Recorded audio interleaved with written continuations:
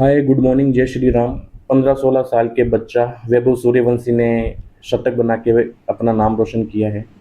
मैं उनके लिए तालियां बजाता हूं। लेकिन 15-16 साल की उम्र में जब 17वीं शताब्दी में जिस इंसान ने पूरे भारत का नाम रोशन किया है और जिसके बाद कोई नाम रोशन नहीं कर पाया, मैं उनका बड़ा फैन हूं।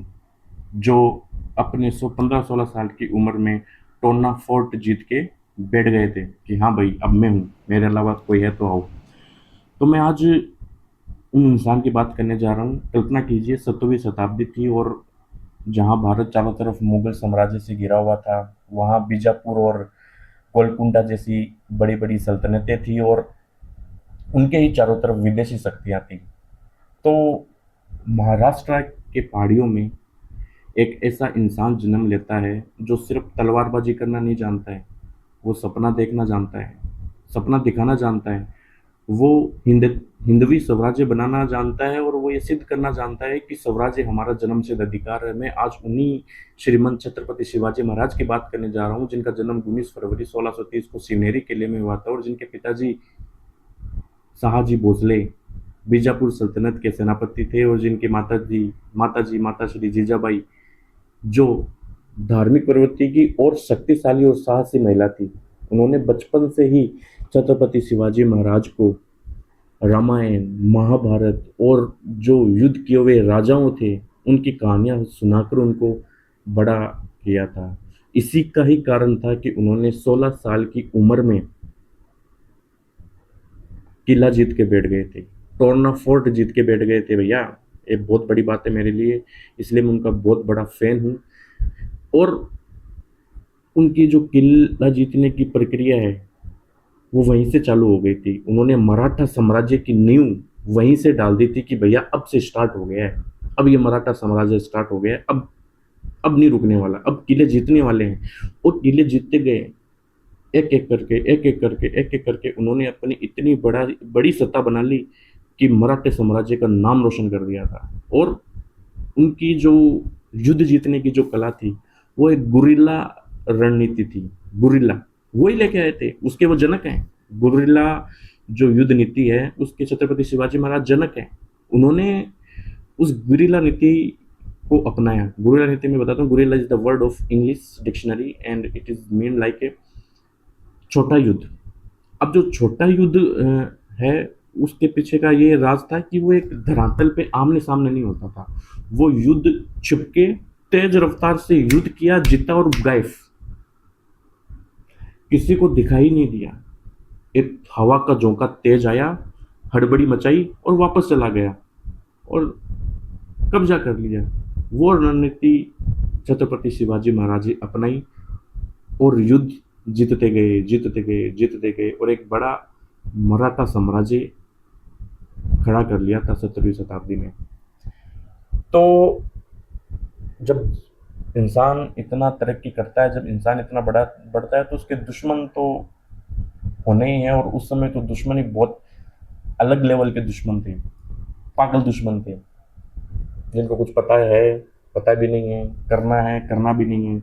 बहुत ही दुश्मनों से घिरे होने के बाद भी छत्रपति शिवाजी महाराज सरवाइव किया और अपना मराठा साम्राज्य बनाया।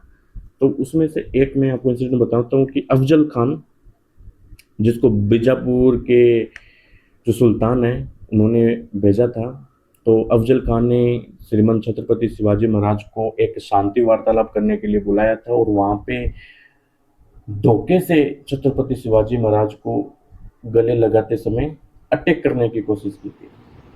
अभी छत्रपति शिवाजी महाराज हैं, वो पहले से ही इस चीज़ से वाकिफ थे, तो उन्होंने उस पर पलटवार किया और वाघ नख जो होते हैं, वाघ नख, नाखूनों के ऊपर वाघ के नख लगाए जाते हैं, उससे उसको पलटवार करके उसको वहीं मार गिराया। वो ही विषय भारत के अंदर सबसे ज़्यादा चर्चित रहा है आज तक, छत्रपति शिवाजी महाराज का, जिन्होंने ये कारनामा करके दिखाया। उस समय वो इतना विषय चर्चित हो गया कि चारों तरफ छत्रपति शिवाजी महाराज का बोलबाला हो गया था, डंका बज गया था कि भैया है, मराठा साम्राज्य है, देखो इसे, हम भी यहाँ पे खड़े हैं, कोई विदेशी नहीं, कोई मुगल नहीं, हम भी यहाँ पे खड़े हैं, हमारे भी नाम है, हम भी कुछ हैं, हमने भी कुछ सपना देखा है। उन्होंने वहाँ पे वो साबित किया था। तो ये जब इतने फेमस हो गए, इतनी चीज़ें हो गई, तब जाके औरंगजेब हैं, उन्होंने उनको 1666 में उधर बुलाया था, आगरा। और आगरा में जाने के बाद छत्रपति शिवाजी महाराज से वार्तालाप करने के बाद उन्होंने छत्रपति शिवाजी महाराज का अपमान किया और उन्हें धोखाधड़ी से, धोखेबाजी की तरीके से नजरबंद करा दिया गया। अब नजरबंद तो करा दिया, लेकिन वो है छत्रपति शिवाजी महाराज। उनकी रणनीति, उनके दिमाग की नीति एक कदम आगे चलती है। उन्होंने सबकी आंखों में धूल झोंक कर एक टोकरी में, मिठाई की टोकरी में बैठ के वहां से निकल आए। और यह बात जब पूरे देश को पता चली तो मुगल साम्राज्य पे थू थू हो गई कि यार एक बंदा आप नहीं पकड़ पा रहे थे, आप एक बंदा सिक्योर नहीं कर पा रहे थे, आपके बस का नहीं है। छत्रपति शिवाजी महाराज ने निकलते ही ये सिद्ध कर दिया और उनका 6 जून 1674, 6 जून 1674 में उनका राज्याभिषेक हुआ, महान राज्याभिषेक हुआ और उन्हें छत्रपति की उपाधि दी गई, रायगढ़ किले की। रायगढ़ में वो उनका राज्याभिषेक हुआ और छत्रपति की उपाधि उन्हें 1674 में दी गई। और उसके चलते चलते उन्होंने भारत के लिए एक, जिसको बोला जाता है कि the main person of Indian navy, जनक, नौसेना का जनक भी कहा जाता है। उन्होंने इतनी दूर की सोची कि जहाँ पे सभी लोग, सभी युद्ध चल रहा है धरातल के ऊपर, जमीन के ऊपर, तो उन्होंने उस समय दिमाग लगाया कि क्यों समुद्र से भी तो आगे फ्यूचर में अटैक हो सकता है। उस समुद्र पे फिर विदेशी लोग ज़्यादा उस पे करने लग गए थे कि हाँ अभी धरातल पे तो चल रही है, जमीन पे तो चल रही है, समुद्र को हम कर लेते हैं। तो विदेशी शक्तियाँ वहाँ पे बढ़ रही थी। उसको रोकने के लिए छत्रपति शिवाजी महाराज ने कोंकण, जो तट है, कोंकण महाराष्ट्र में ही है, कोंकण, कोंकण तट के ऊपर अपनी नेवी, अपनी जहाज, ये सब बनाना चालू किया।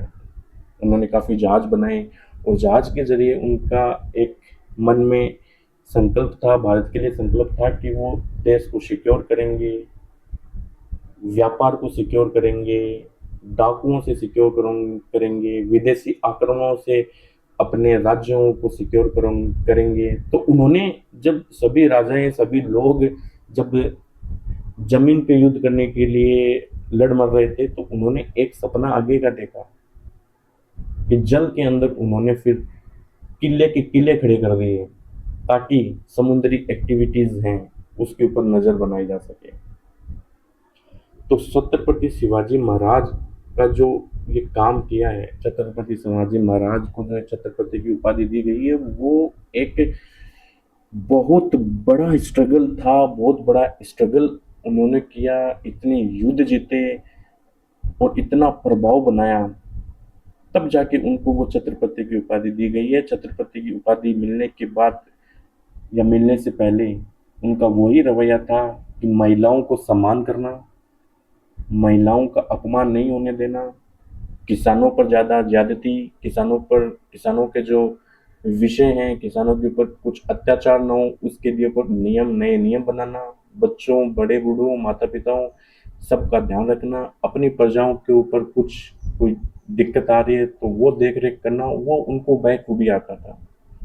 वो उसको अच्छे तरीके से जानते थे क्योंकि माता जीजाबाई ने उनका जो बचपन से लेके उनको बड़ा करने का जो कार्य है, जो कर्म है, वो ही ऐसे किया था कि उनकी रग रग में राम विराजमान है, उनकी रग रग में भगवान शिव विराजमान है। उनकी रामायण और महाभारत सुन सुन के, राजाओं की कहानियां सुन सुन के जो बंदा बड़ा होता है, वो सच में कुछ ना कुछ अलग करता है। और छत्रपति शिवाजी महाराज इसके सबसे बड़े एग्जाम्पल है, जिन्होंने अपनी कम उम्र से ही मैदान में उतरकर अपनी तलवार, अपनी शक्ति, अपनी बुद्धि से इतने युद्ध जीते कि मराठा साम्राज्य पूरे देश में बोलबाला करवा दिया, मराठा साम्राज्य का एक डंका बजा दिया और मुगलों की नींद उड़ा दी और विदेशी सत्ताओं को पैरों में झुका दिया। इसी के साथ ये वीडियो यहाँ पे मैं ख़त्म करने के लिए जा रहा हूँ। छत्रपति शिवाजी महाराज की जय हो। छत्रपति शिवाजी महाराज की जय हो। जय हिंद।